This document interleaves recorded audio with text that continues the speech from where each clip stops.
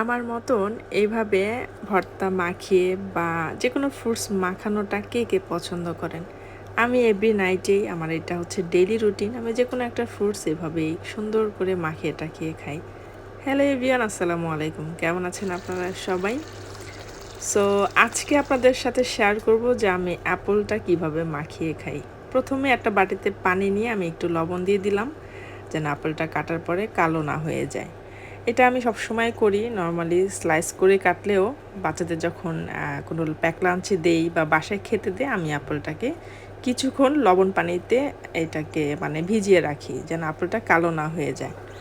So আমি এখানে 2টা অ্যাপল নিয়েছি। সুন্দর মতো দেখেন আমি এখানে পিল করে নিচ্ছি। শক্ত যে স্কিনটা থাকে এটা আমার বাচ্চারাও লাইক করে না, আর আমারও তেমন বেশি একটা পছন্দ না। সো সেজন্যই আমি অ্যাপলগুলো ভালো মতো 2 ভাগে ভাগ করে নিয়ে এখন পিল করে নিচ্ছি।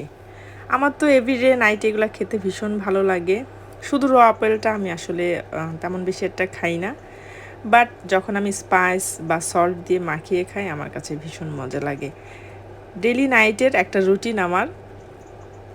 নর্মালি আমার এরকম ফ্রুটস বেশি একটা খাওয়া পড়ে না, বাট উইন্টার সিজনে, স্পেশালি এই উইন্টার সিজনে আমি এই টাইপের ফলগুলো আর কি খেয়ে থাকি। সো এখন আমি এই অ্যাপেলগুলা ছোট ছোট করে কুচি কুচি করে নিয়ে নিব। যখন এগুলো আমি কুচি করতেছিলাম, আয়ান এসে বলতেছিল যে আম্মু তুমি এগুলা কি করতেছো? ইটস লাইক পটেটো, মানে আলু ভাজি যেভাবে করি। সো দেখে বলতেছিল যে আমি আলু ভাজি করতেছি কিনা। তো দেখেন আমি কত সুন্দর করে চিকন চিকন করে এগুলা কুচি করে নিয়েছি। একদম দেখতে মনে হচ্ছে আলু ভাজি। ভালোই লাগে। আমি কিন্তু এরকম নিত্যদিনই খাই। ডিফারেন্ট ডিফারেন্ট মানে ফ্রুটস আমি এইভাবে আর কি মাখানোটা খেতে আমার খুবই ভালো লাগে। সো এই যে লবণ পানিতে ভালো মতো এখন আপেল কুচিটাকে ধুয়ে নিচ্ছি। যেমন একটা আপেলের রং ঠিক তেমনই ছিল, কারণ লবণ পানিতে আর কি এটা ভেজানো ছিল। সো এখন একটা ঝুড়িতে নিয়ে আমি সুন্দর মতো এগুলা মানে ধুয়ে নিচ্ছি যেন আপেলের আর এইটা না থাকে।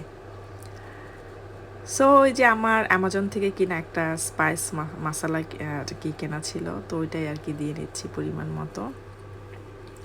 তারপরে দিয়ে দিচ্ছি সল্ট, তারপরে চিনি, অ্যান্ড লাস্টলি দিয়ে দিলাম একটুখানি স্পাইসি আর কি গুঁড়া মশলা, লাইক মরিচের গুঁড়া। তো আজকে আর ঝালমুড়িওয়ালা মামাদের মতো করে বক্সটাকে ঝাঁকিয়ে আমি এটা মিক্স করব না। আমি হাতে একটা হ্যান্ড গ্লাভস পরে নিয়ে এগুলো ভালো মতো হাত দিয়ে মেখে নিচ্ছি। এত মজা ছিল, ট্রাস্ট মি। যদি আপনারা বাসায় কখনো না খেয়ে থাকেন এভাবে, আমি বলবো একবার হলেও ট্রাই করবেন। খুবই মজা ছিল। তো এই তো ছিল আমার আপেল মাখানো একটা ছোট্ট রেসিপি বা ভিডিও, যেটাই বলেন।